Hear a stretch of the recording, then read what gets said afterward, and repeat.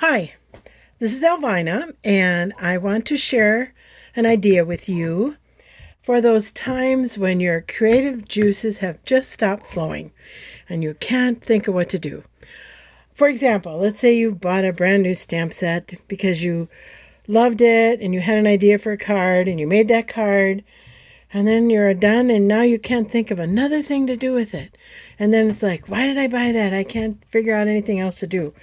Well, when you get stumped like that, I suggest paging through the catalog and looking for a template. In other words, just pick out a card and say, oh, okay, I could make a square card. And I could have something going across some designer paper, and then I could put a focal image here. Just look at a card or here, I could do color on color, and I could emboss the one layer. Use them as a template.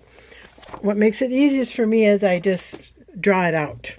And I like to draw it out to size. You don't have to. Sometimes I just sketch it on a little piece of paper. But this is 4 1/4 by 5 1/2, which is a folded card size. Okay. And so this template has a dark border. It's a little bit bigger border than what we usually do. Then there's a light layer here, or this might be the card actually. Then there's an area like for designer paper and an area for your stamped image or your die cut. You could put your greeting here, or we might find we put the greeting on here. We'll see. But this is a template, and I just want to show you what I did with it. So first of all, I'll make a card. Okay, I've got this card. I just want to mention, this is a terracotta tile in color from 2019 to 2021, and it is retiring with this catalog. So by May 3, you can't get it anymore. If you need some re-anchors or the marker, the paper, whatever you might want to stock up before the 3rd of May. All right, now for a layer to put on here, I'm using white, and I ran it through the hardwood embossing folder, if you can see that design on there. I also sponged it with a little bit of crumb cake. I tried to get the knots holes to show up a little bit. That also is retiring May 3rd. So you're going to want to make sure you can get that before it's gone if you want that. Okay, now as you can see, this is cut a little bit smaller. This is cut at 5 by 3 3/4.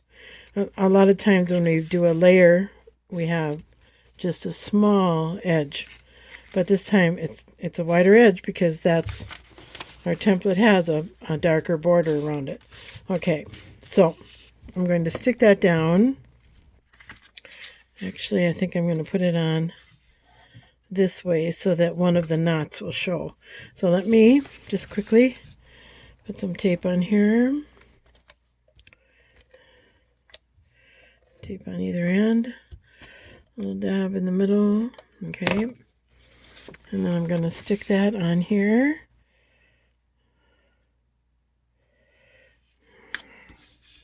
Okay, so there, now I've got that. I've got the outside, and now I've got this layer. Okay, but I don't have a greeting because I already ran it through the embossing folder. I can't really put a greeting on there. So what I did for this piece is 2 by 3. What I did was I took a little piece of white and I stamped the goat on there and put the weighted goat. I colored it with my Stampin' Blend, and then I layered it on a little piece of terracotta tile so that it'll coordinate with that. Okay, and so this piece is the 2 by 3. This I cut 2 3/16 by 3 3/16 because I just wanted a little border, not a big border like that one had. But before I put that down, I need my piece of designer paper. So I took this from the Ornate Garden Suite. And because no matter how I did this, the knots weren't showing, so I'm going to put it on this side. Instead of putting it on the right side, I'm putting it on the left side. So let me stick that down. Oh, I want to tell you too, this Ornate Garden specialty paper is retiring also with the catalog on May 3rd. It's kind of special because the back sides of each of the sheets in there have gold. Some of them are just white with gold. Some of them are colored with gold. They're, anyway, it's a very pretty paper. So let me stick this down. Just going to put this on here a little bit towards the bottom. There. And then I put dimensionals on the back. As you can see, I use the edges too. I don't waste any of my dimensionals. Let me get the pieces thrown away here. And then we'll pop this down. And really, the thing that took the longest on the card was coloring the goat. Okay, now put this on here. There we go. See how simple? When you've got a template to go by, it really makes it quick and easy to do a card. And now I would put a white piece inside here for my greeting too. So then I've got the card all finished. All right. But when I do cards like this, I usually don't put the white inside till I'm ready to use it, because then I can stamp on the white and then stick it in here, and I don't have to worry about accidentally messing up. Okay, so that's one. Let me show you another one I did. This was with the Pampered Pets. They're on page 42 of the big catalog.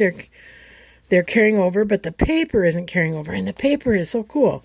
Now see, this one, my dark border is black, and that's just a black 4 1/4 by 5 1/2 piece of cardstock, and then I cut the card at 7 1/2 this way, and then 5 this way, and fold it in half, and you've got your 3 3/4 by 5.